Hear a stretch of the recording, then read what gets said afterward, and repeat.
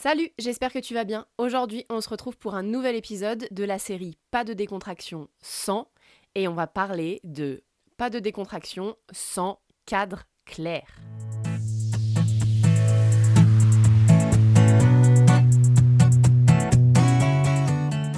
Salut, bienvenue dans À Cheval, le podcast de l'équitation collaborative. Je suis Morgane, je suis coach en équitation et j'accompagne mes élèves, peu importe leur discipline ou leur niveau équestre, vers plus de collaboration dans leurs échanges avec leur cheval. Si tu es cavalière et que tu es à la recherche de connaissances, de tips, de réflexions ou d'exos pour que ton équitation devienne plus collaborative, alors t'es au bon endroit. Dans ce podcast, je te partage seule ou avec mes invités tout pour t'inspirer et que tu puisses développer l'équitation dont tu rêves avec ton cheval. T'es prête ? Allez hop, à cheval ! Avant de rentrer dans le vif du sujet de cet épisode, j'ai vraiment envie de revenir sur pourquoi je vous propose cette série d'épisodes de podcast sur la décontraction et pourquoi la décontraction égale cadre clair.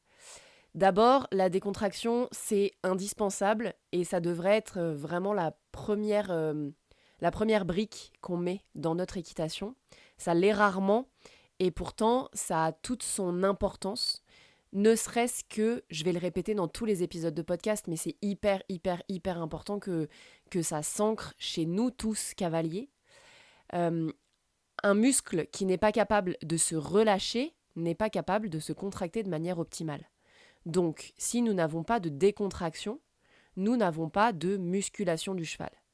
On est beaucoup à vouloir travailler nos chevaux pour les muscler, et donc c'est hyper important d'avoir bien ça en tête. Deuxième chose, un cheval, pour qu'il soit dans sa zone d'apprentissage, il a besoin d'être relâché et de se sentir en sécurité. Donc, pour ces deux aspects-là, que sont la musculation et l'apprentissage, et clairement, c'est ce qu'on veut pendant nos séances avec nos chevaux, on ne cherche pas je ne sais quoi d'autre. Si on n'a pas l'apprentissage ni la musculation, en vrai, on n'a pas grand-chose en fait. Donc, même si on veut aller chercher de la performance, c'est vraiment deux points qui sont clés et qui sont indispensables et qui sont la base de tout, finalement, pour l'équitation. Donc, c'est vraiment pour ça que j'ai voulu vous proposer cette série sur la décontraction. Et la décontraction, c'est hyper multifactoriel, comme on dit. Ça veut dire que ça prend beaucoup de facteurs en compte et que du coup, c'est pas si simple à obtenir. C'est pas genre j'appuie sur un bouton et paf, j'ai la décontraction. J'ai plein de choses à prendre en compte et c'est pour ça que j'ai voulu faire cette série d'épisodes de podcast. Donc, on a vu dans l'épisode dernier qu'on n'avait pas de décontraction sans relâchement du cavalier. Donc, on a vu pourquoi c'était si important d'être capable, nous, en tant que cavalier, de se relâcher. Et on sait à quel point c'est pas évident de se relâcher quand on est sur un cheval tendu, par exemple. Et aujourd'hui, j'avais vraiment envie de revenir sur cette notion de cadre. Je parle souvent de cadre de référence. Et il est complètement indispensable à la décontraction parce qu'il est indispensable au fait que le cheval se sente en sécurité avec nous. D'ailleurs, j'en profite là pour replacer l'épisode 83 que j'ai enregistré avec Julie. Julie qui était une de mes élèves de Zen à cheval et qui a expérimenté vraiment ça avec son cheval et ça a été tellement flagrant avec son cheval sur les séances après, quand on a mis le cadre et qu'on a redéfini le cadre ensemble pendant une séance qu'on a fait pendant le programme Zen à cheval. Son cheval, il s'est vraiment complètement transformé dans son comportement, mais aussi physiquement, dans ses tissus, dans ses muscles. Il s'est relâché et c'est hyper important. Donc on en a parlé, c'était hyper intéressant à voir comme processus se faire. On en a parlé dans l'épisode 83 qui s'appelle Le cadre comme moyen de sécuriser mon cheval. C'est un épisode que j'ai appelé Parole de propriétaire avec Julie. Et c'est vraiment hyper important pour moi de replacer cette histoire de cadre de référence ici. Parce que quand on veut avoir une équitation collaborative, sereine, quand on se pose la question du consentement avec notre cheval, ce que je sais, c'est une problématique qui vous occupe, vous qui écoutez ce podcast. On oublie. Souvent, on rogne sur le cadre de référence qu'on met. C'est-à-dire que on se met à proposer plein de choses au cheval Et finalement, on a assez peu de règles, qui sont pas négociables, donc de cadres sécurisants finalement. Parce que un cheval, moi je dis, je dis assez souvent, est-ce que tu ferais confiance toi à quelqu'un qui se laisse marcher dessus? Eh ben très souvent, pas tant finalement. Dans les grosses situations de stress, dans les situations d'urgence, on fait souvent beaucoup plus confiance instinctivement à quelqu'un qui a un cadre clair et qui se laisse pas marcher dessus, au sens propre comme au sens figuré, hein. C'est plutôt au sens figuré entre humains, mais c'est carrément au sens propre avec les chevaux. Dans les situations d'urgence et de stress, on fait souvent confiance à une personne qui a un cadre vraiment défini. On sait qu'elle a une autorité naturelle, on sait que la limite, elle est là, et c'est souvent ces personnes-là qu'on suit quand il y a une situation stressante. Mais quoi qu'il en soit, avec les chevaux, c'est pareil. C'est-à-dire que les chevaux, ils ont besoin d'avoir de la clarté sur qu'est-ce qui est OK et qu'est-ce qui n'est pas OK. Si on ne donne aucune info sur comment ça fonctionne avec nous, en vrai, ils sont absolument pas sécurisés et donc ils n'ont pas la possibilité de se relâcher avec nous. Ou en tout cas, il n'y a pas ce truc de je peux me reposer sur cette personne-là parce que c'est une personne sur laquelle je peux compter. Et ça passe par un cadre clair.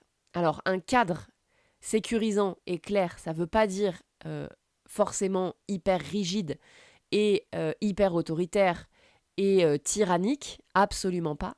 Mais il y a notamment, et c'est un des premiers trucs qu'on voit dans le programme Zen à cheval, qui est donc, je le répète, j'en parle beaucoup parce que c'est vraiment le programme qui est tourné pour amener de la décontraction chez le cheval et chez le cavalier et dans la relation.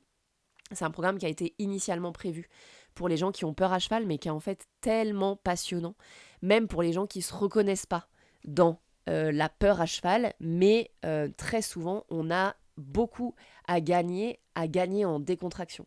Donc ce programme, il apparaît vraiment dans ces problématiques-là de décontraction, et c'est vraiment le cœur de ce que je propose de travailler là-dedans. Dans ce programme-là, on parle de codes de sécurité et de connexion.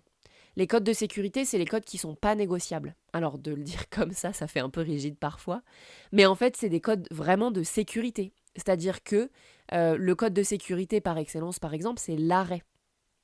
On a besoin d'être capable, en n'importe quelle situation, d'arrêter notre cheval.